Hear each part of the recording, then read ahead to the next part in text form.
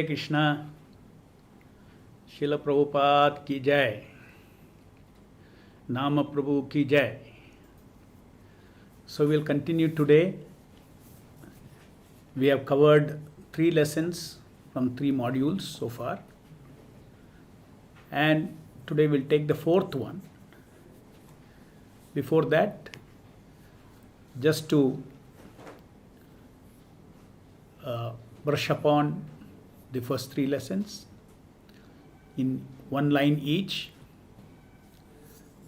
First lesson was that the Lord is in our presence in the form of sound incarnation in this modern times. Right now, in the present time, Lord Krishna is engaged in his pastime in the form of Nama Prabhu. The main pastime being liberating thousands and thousands of jivas from this material world by giving his association. He is brilliant like a sun. He is Satchidananda Vigraha, emanating brilliant rays of Satchidananda. And when he incarnates with his brilliance, and the sound that we chant with our tongue, Hare Krishna, into that sound, the Lord incarnates as a sound from the spiritual world. So on our tongue, it is not only the sound that I create with my tongue that is existing, but also the spiritual sound that has come down into the material sound, materially generated sound. Thus the sound has become the Shaktyavesha Avatara. It is an omnipotent sound, empowered sound. Not ordinarily empowered, but is an omnipotent sound. That sound can do anything.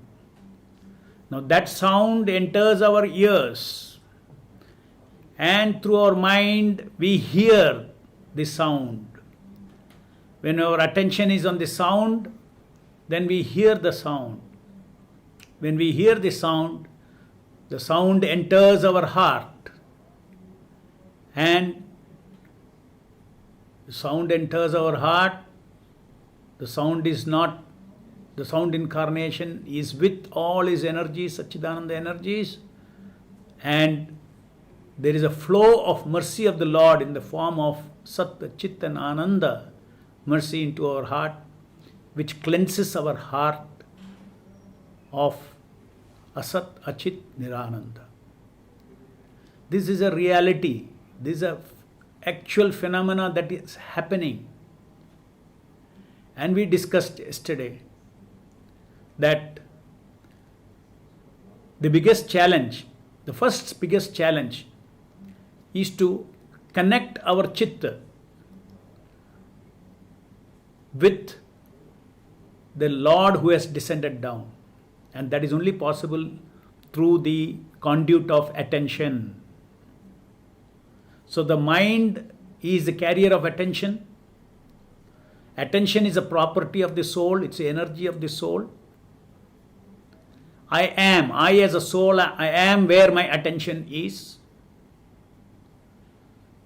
So if I have to touch the holy name, my attention has to be there on the holy name, on the sound. And mind is now in our conditioned state, is a master of wherever it wants, it will take the attention. Our attention is completely given over to the mind. So therefore, disciplining the mind is so important to ensure that the attention connection is there. It is not very difficult because the mind is our servant. If the mind is taking away our attention here and there, it is because we have trained our mind in that way. We can train our mind the way we want. It will again start listening to us. So this secret, the mind does not have any power over you other than the power that you have given to the mind. So there are two stages of development of our japa. First is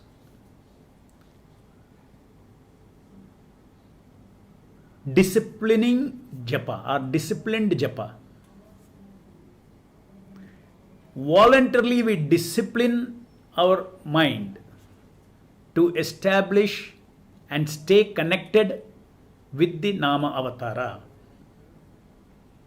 Because by default, the mind has its own tendency to run away in different directions because of the force of Kala. Because if I was not doing japa, the mind would be running here, there, here, there, here, there. So many things will be running. So that same force continues even after I start japa. So I have to discipline my mind to hold the attention on Nama Prabhu. So that is disciplined japa. Disciplining requires tapashakti or austerity or sacrifice. So the beginning of japa is always as a sacrifice. No doubt, by disciplined japa, by keeping my chitta connected to the Nama continuously for 16 rounds, day after day, day after day, day after day, or at least as many rounds as possible, there is a flow of pure spiritual energy into the heart of the chanter. And there is awakening of spiritual qualities. There is awakening of spiritual knowledge. There is awakening of even faith, deepening the faith in the Supreme Personality of Godhead. All these things start awakening. And with the help of that awakening, our disciplined chanting will slowly move towards spontaneous chanting or natural chanting. That is when you chant with Preeti. We develop our attachment to the Lord's name. So first chanting as a discipline, which requires tapas, austerity, sacrifice. So we need first sacrifice, then it will lead to Preeti. So we need not think that my whole life I have to struggle to hold my attention on the holy name. It's very, very uninspiring to take up japa like that. No, not at all.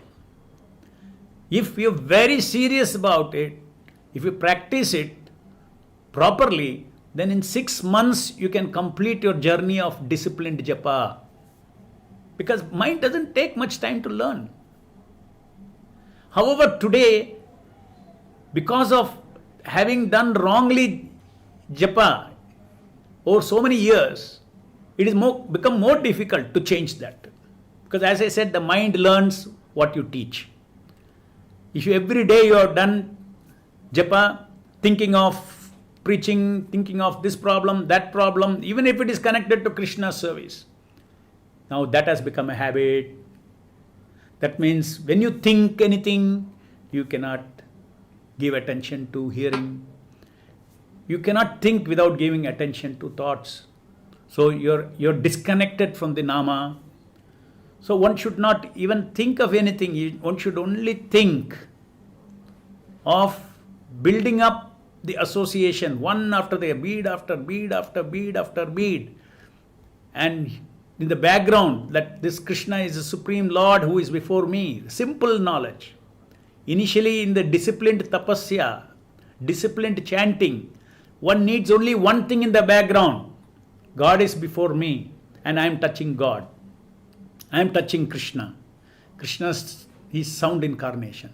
This background thought alone is enough. With that, simply focus on maintaining the attention connection. Now, yesterday I spoke about so many other factors of soulful japa. But I already cautioned you that you should not think, oh, this is all very difficult. Just because you heard yesterday I said you have to give this energy, that energy, so many soul energies you have to give for a soulful japa. Now, you should not get discouraged to think that, or even one should not try very next day to give all that. And no, there is a process. There is a process to train our mind to deliver all these soul energies from the soul to the holy name, to the lotus feet of the holy name. So, the reason why I have mentioned all those things in the early stage itself is because for you to know that what is the scope of soulful chanting. How to do the soulful chanting, I have not spoken so far. So, first is knowledge, and then you apply that.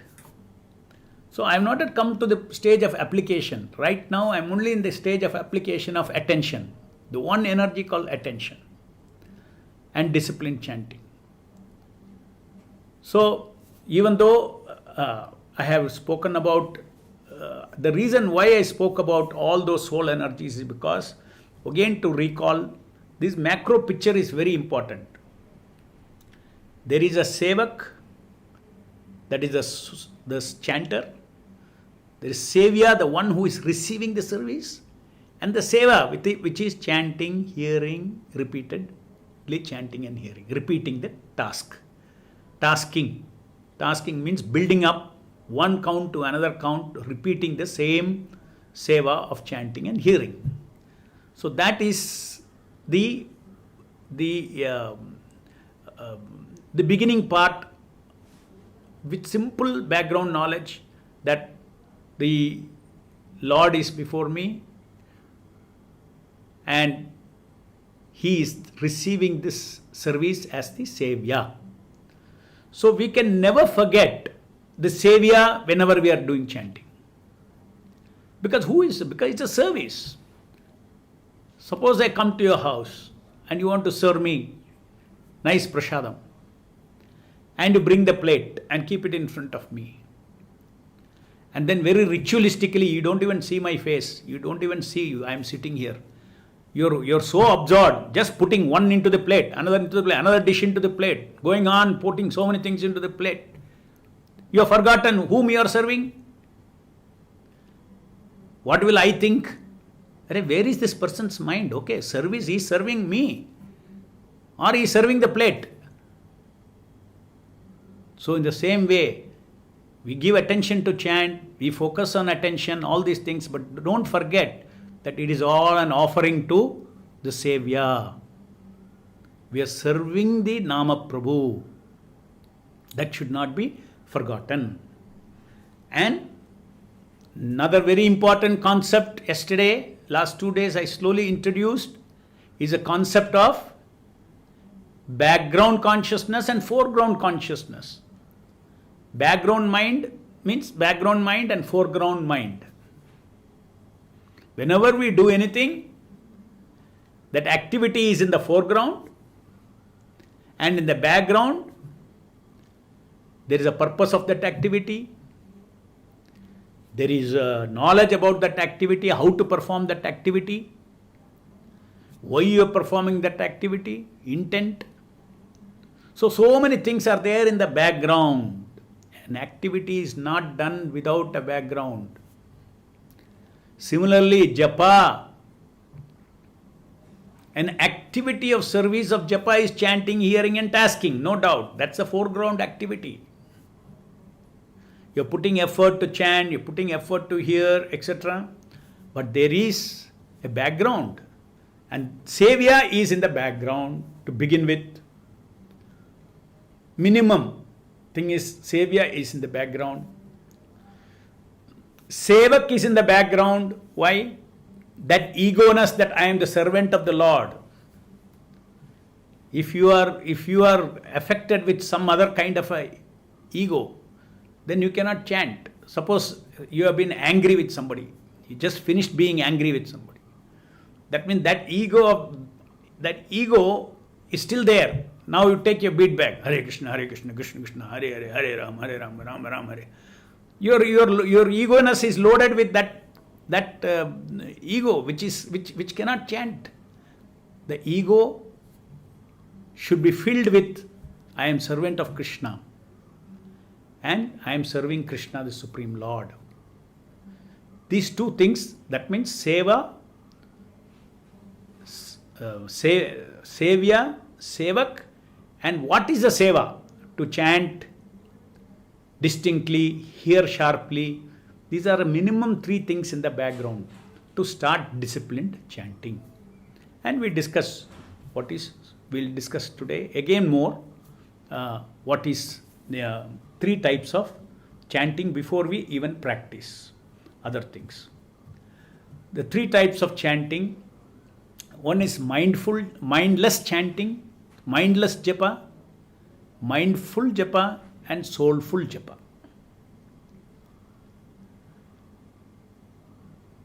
Before that I want to say something else very important.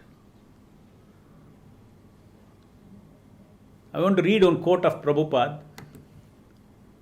of how the mercy of the Lord is freely raining for everybody to take.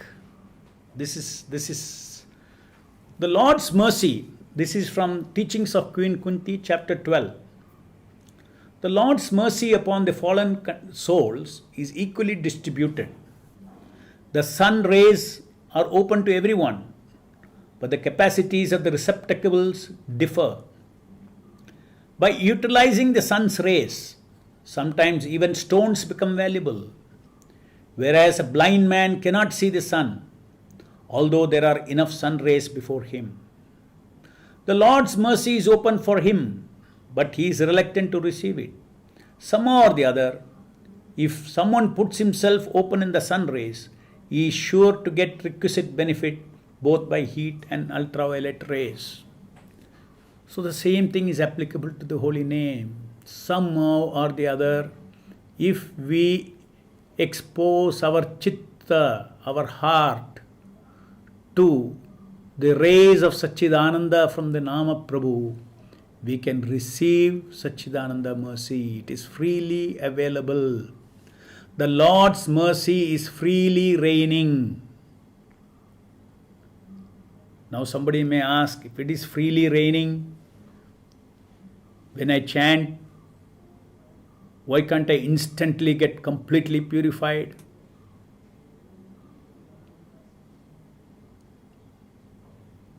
As I said, when you chant, even if you have attention, once you set up attention connection with the Nama, the Lord is in front of you, you establish your connection. Rain is falling all over.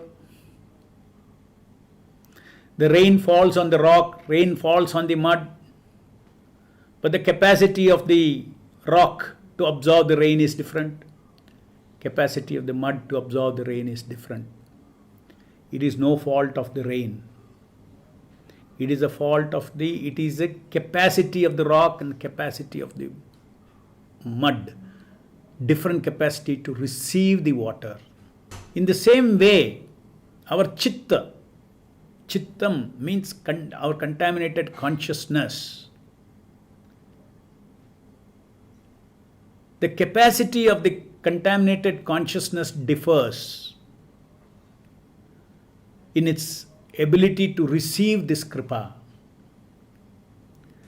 When rain falls, you hold a vessel, the vessel fills with water. According to different capacity of the vessel, different water you can collect, different quantities of water you can collect. Similarly, the capacity of the chitta corresponds to the level of purity of our chitta. Then one may ask, right now we are contaminated. So I don't have any capacity to receive at all. No, we all have some capacity to receive, otherwise the holy name wouldn't be coming to us. So the miracle is that whatever capacity, little capacity we have, we receive that much by being attentive. When that much goes into our chitta gets more purified. And the capacity of chitta increases. That means our vessel, as we take little rainwater, our capacity expands. Next, you can receive more rainwater. And again, you are able to chant with more purity. And again, you are able to receive more because of the more purity. So this cyclic process of receiving the mercy of the Lord and getting purified is called anartha nivritti. This is also called the cheto darpana marjanam. That cleansing the heart is a process, it happens. All that you require is available, but then you have no capacity to receive it. So therefore, we need not get discouraged, because whatever little mercy that you can take from the Lord, that will purify, bring us to a next level of purification. Gradually, a stage will come when our heart will be fully purified. At that time, our heart will become like a sponge absorbing water. It can absorb all the mercy of Satchidananda. At that stage of purity, our chitta will become free from sinful tendencies, sinful attitude and sins. It won't even go near any sinful activity. Because that is the quality of purity, Satchit Ananda. So the soul also becomes Sat Chit and Ananda. Just like the iron put in the fire becomes red hot, in the same way our soul regains its original redness. Originally we are red hot. Now we have fallen, just like Prabhupada says, we are sparks, spiritual sparks that fallen in the material world and gone. The fire, the fiery nature is gone. So we get back our fiery nature by associating with the Nama. So therefore, you have to understand, the Nama is freely raining mercy, but there is a process. And mind you, if you understand this properly, if we go on creating more anarthas, then naturally again you are limiting your vessel of receiving the mercy of the Lord. When a beginner in this world starts chanting Hare Krishna, even his chitta, contaminated chitta, has some sukriti, that is called some capacity to receive the Lord's kripa. That's called sukriti. Sukriti means it's a history of all the devotional connection that he has got in so many lives. Somewhere he has served one devotee, had service to the Lord. These things never go. Solpam alpam asya trayetu mahato bhayat. Even the little service done to the Lord is frozen in our subtle body. So that sukriti, that much sukriti, because of that much sukriti, he is able to receive the Satchidananda Kripa from the Nama. And once he receives more, then he increases his capacity to receive more. So this is a way in which finally the self-purification happens by association with the Nama. Another example I can give you is about how if you take a firewood and immerse it in water and throw it in the fire, it will not catch fire. What do you see? You will see smoke. Why? The heat of the fire is right now, it is engaged in evaporating the water. After the drying the wood, then the wood will catch fire. In the same way, our soul, our chitta cannot become red hot. First, all the sinful tendencies, sinful acts, ignorance, all false, different kinds of false egos, all those things, the Satchidananda energy first evaporates all those, cleanses our heart.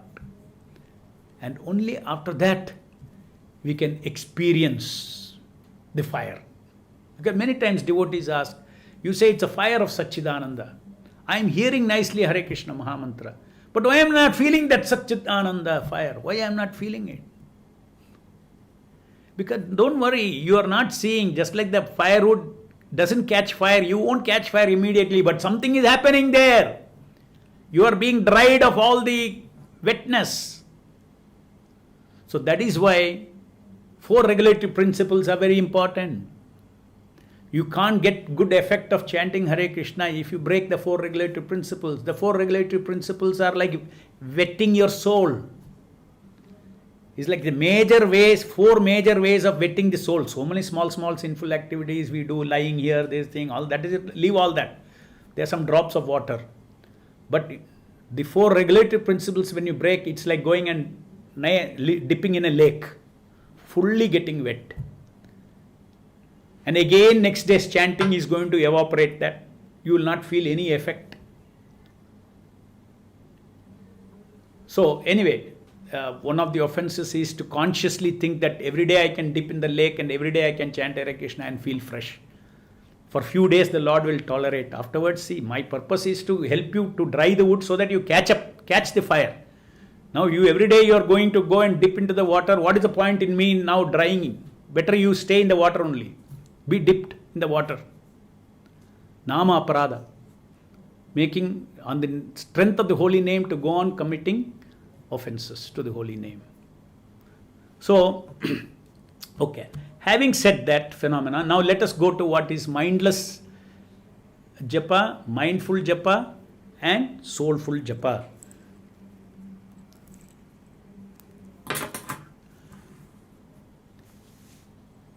Yesterday we discussed how japa is a loving service to the Lord and also an association with the Lord, who has incarnated as the sound before us. Now, there is a quality to this service and a quality to this association. And that quality we can classify into 3. One is mindless japa, mindful japa, and soulful japa. Again, I am mentioning these 3 things just for knowledge. Not that tomorrow you can do all these things. Oh, Prabhu has told soulful japa. But I am not able to do anything. Wait, be patient. We are going through a whole course. You have to be patient, knowledge to be converted. But first step is to know. So please know what are these 3 different kinds of quality of japa. Mindless japa means what? Your mind is not on the japa. Okay, I'll give you, before that I'll go into another phenomena of attention. Let us say I am thinking of something, let us say happened in my office yesterday. Then immediately my attention, where is my attention? My attention is in the office space and my attention is in the past, which is yesterday.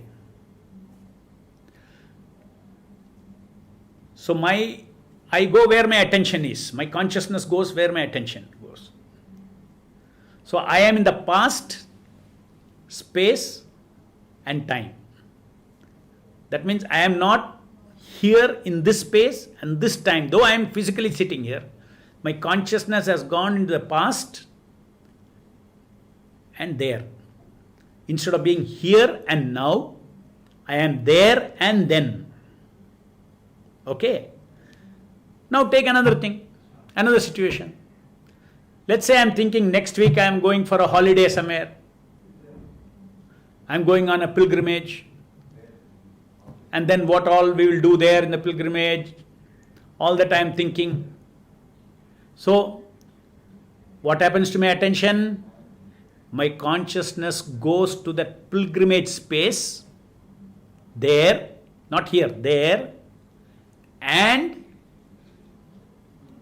then future. So my consciousness is not in the present in the example 1 and in the example 2. My consciousness is in another space, another time. But where am I sitting? I am sitting in here and now. Now is a present time and here is a present space. Now come. to mindless japa. First understand that the Lord is incarnated before you right now, here and now. Not yesterday and today. You are relating with the Lord here and now before you. So where should your consciousness be? If you want to serve Him, you have to be here and now. So mindless chanting means you are trained your mind to automatically move your tongue, your lips chanting, and even beads are moving, everything is moving, even 16 rounds are done. Because of training only mechanically you do that, all the while your attention and you was somewhere else. And what is that somewhere else? Either there and then in the past or there and then in the future. So therefore, when your consciousness is out of the present space here and the present time, your mind is absorbed in something else and something else, then you are not hearing. You cannot hear. You are not taking the holy name into your heart. So that is called mindless chanting. Mind is not on the japa. I am where my attention is, and where my mind is, my attention is also. Because mind is a transporter of attention. So I have to keep my attention here and now. My attention should not go to there and then. It should be here and now. Now, that is mindless chanting, where your mind is not here and now.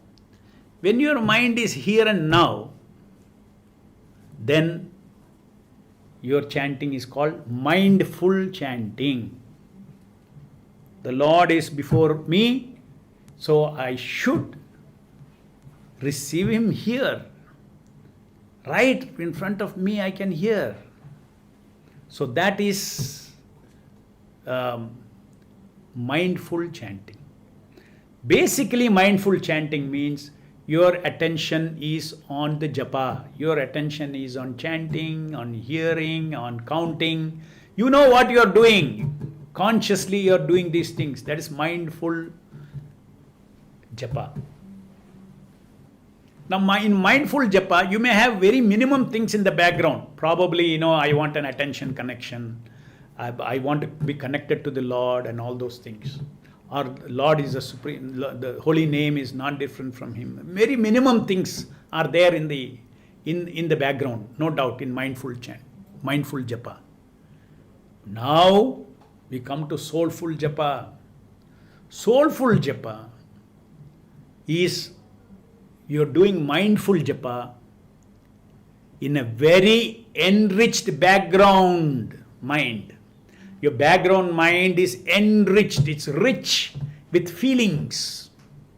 Feelings of faith, feelings of purpose, intent, desire, feelings of gratitude, feelings of humility, feelings of respect for the Lord. So many things, feelings of surrender, which all we described yesterday.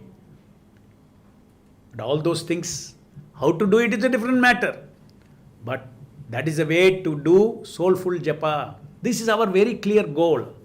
And for this, two things are important. We have to put effort to train the mind during japa. We have to put our effort off japa times to train our subconscious into all this thought feelings. As I said yesterday also, please understand this concept of thought feeling. Thought feeling, behind every feeling there is a thought. Feeling never stands alone. If you are angry, then there is an angry thought. If you are humble, there is a thought of humility. If you are proud, there is a thought of feeling of proud, there is a thought behind it. So it's called thought feeling In Sanskrit, there is one word for this thought feeling. It's called bhavana. Bhava. What is a bhava? So that is the main thing that we need to understand, that in soulful japa, there is something called sad bhavana. Sad means eternal bhavana. Eternal bhavana. Eternal feelings. Not material feelings, eternal feelings. Eternal surrender, existential surrender. Not ordinary respect. Eternally, Krishna is eternally respectable. Krishna is eternally lovable. Krishna is eternally, we have to be eternally gratitude to. You are in an eternal space. So soulful, in mindful japa, you are here and now. But in soulful japa, you are here and now, but you know this here and now is just a blip in eternity. Here and now again means you are in the spiritual world. This material world is also a spiritual world. It's one corner of the spiritual world. So you connected everything with transcendental knowledge, transcendental faith, transcendental feelings of transcendental attitude of service, humility, gratitude. All this requires reading Prabhupada's books.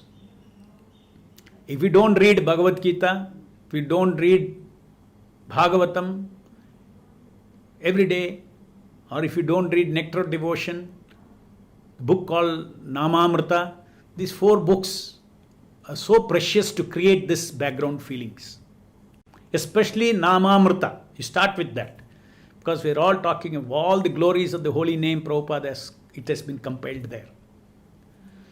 So today I'll just, with this little, I want all of you, because the time is less, each module, please, if you want to really benefit, read the module and come, and after my talk, again go and read the module once again. Please read module 4. If those who are not read, please read from module 1 to 4, and every day read that particular module that I am going to talk upon. Tomorrow we'll talk upon module 5, and right now I'll take some questions. Is it advisable to play Prabhupada audio while chanting? Yes, please put it in a very, so that you can hear your chanting. At the same time, in the background, you know Prabhupada is also chanting with you. Just like in a temple hall when you chant, so many people are chanting along with you. So that is in the background. That doesn't disturb your foreground attention. So you have to hear your own chanting. Japa, which is first, quantity or quality. When quality will come, what is needed to develop quality? First you do quantity, which is obedient to Srila Prabhupada, in the spirit of obedience to Srila Prabhupada's instruction. So that itself is a first quality, the sense of obedience to Prabhupada. So therefore in that sense, if you have that feeling of obedience, I have to follow what Srila Prabhupada said 16 rounds, then even if there is no other kind of qualities, still it is some kind of a quality japa. So quantity, Guru's instruction is important. If chanting actually needs so much focus and attention, how is it different from meditation prescribed in Satyuga? Why is it referred to as easiest process? Yeah, chanting does not need any hard, that's exactly what I told. That there are 2 phases. Can you not give 6 months time to train your mind? After that, you don't have to. It is very, very pleasurable. It is not hard to even in the process of even this first 6 months also, there are many wonderful things which keeps one very excited about giving attention, which I will talk about. We can delightfully chant. You can delightfully give your attention. It is not that there is a kind of a big barrier for anybody to cross. Even a child can do it. Even a child can pass through this, even in the initial phase. And then as far as after, once you train your mind, it's just susukam kartam. It is very easily done. So therefore, don't misunderstand. I don't want any of you to think that when I am speaking so many things, I am complicating the japa process. No, I am not complicating. I'm trying to explain the science of japa. And if you don't know, if somebody does not want interested in science of japa, then you simply follow the instructions. Be attentive. And now you don't know how to be attentive. You will fail. So I'm telling you how to be attentive, what are the tricks, what you should do, etc. How to understand that one has elevated from disciplined chanting to attachment to chanting and then to priti. Yes, attention very easily flows into the nama, and attention does not want to go anywhere else. You don't want to keep your beat back down.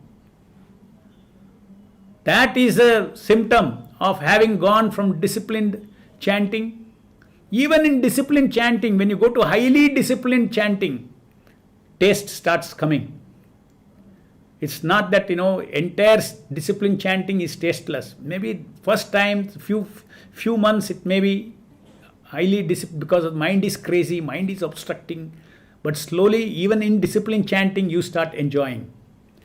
Just like when you feel, I have chanted attentively one round, you feel good about it. So there is a pleasure. Even in disciplined chanting, the pleasure of success is there.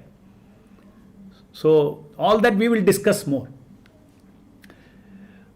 Should I try soulful japa? This is exactly what I told. Please don't try all this now. Step by step, you please, just for knowledge I have given you. Now you do, first you try to do mindful japa. Parallelly, you start working on your background by reading and understand Namamrita, and slowly you'll don't jump, don't be impatient. We all have this tendency in a particular attitude of hearing lectures. Oh, let me hear. Suddenly, here I am getting the secret. Over, everything is over. My japa becomes soulful japa. No, be patient. There's a process to follow. And you follow that process. Without patience, there is no spiritual success at all. I chant Panchatattva mantra before each round. Is it sufficient, or I need to chant Guru Pranam mantra also? Yes, you can chant, you should chant Panchatattva mantra. You should remember spiritual Srila Prabhupada. You can chant Guru Pranam mantra also, you can chant. But if your time is very short, then chant Panchatattva mantra, and the beginning of japa, pray to spiritual master to bless you with good association with the holy name. Chanting once in the beginning is also fine. Prabhupada Pranam mantra. Off japa time you mentioned off japa times contemplation and practices. Can you give some example? Reading Prabhupada's books and thinking, let's say you take a statement where Prabhupada is telling that the holy name is non-different from the Lord. The question comes, how? You contemplate how it is non-different from the Lord. Go and search and read more. Golokere Premadana Harinama Sankirtana. Yes, the Lord being omnipotent, He comes into our space and time and substance of a material vibration with our tongue. And He explains that. And why that sound becomes powerful? Because the Lord has entered that. So all these contemplation you have to do. Contemplation means hearing sadhu, guru, sadhu and shastra. And then thinking about it on your own. Assimilating that knowledge into yourself. You should be able to repeat that with conviction. So that happens only by repeated contemplation, and then automatically once it goes into your subconscious mind, it will serve in your background at the right time of japa.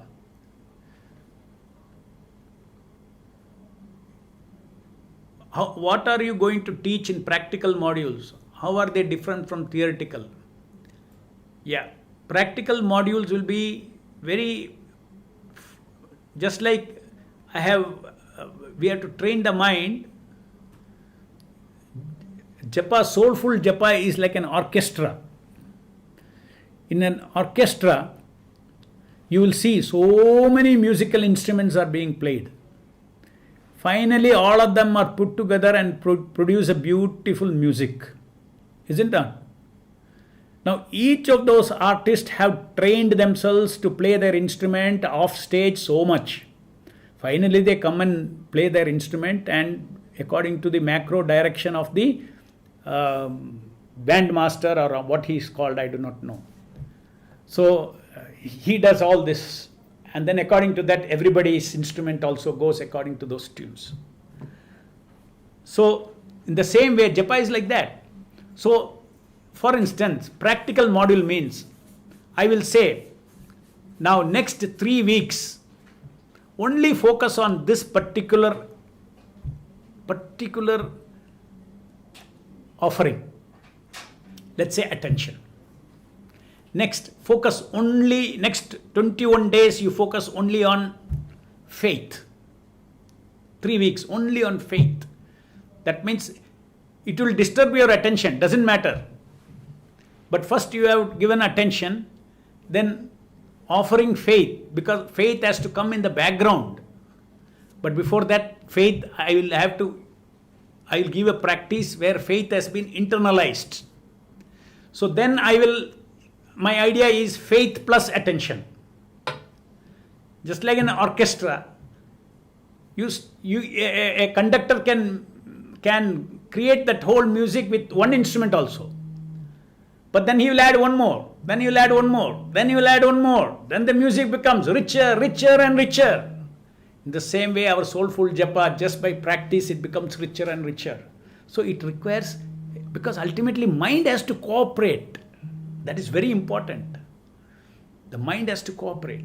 So that is what I mean to teach in the practical modules. Now it is all theoretical knowledge modules.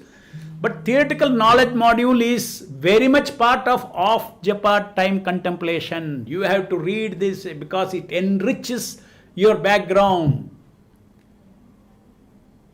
Where can we get modules? Please ask any of our devotees. They will give you the modules. It's a Telegram group where I already posted 36 modules and many quotes of Srila Prabhupada. What does it mean when you say sound enters our heart? It means sound enters our heart means sound touches our heart. When you perceive that sound with attention, you are touching, your heart is touching, your consciousness is touching.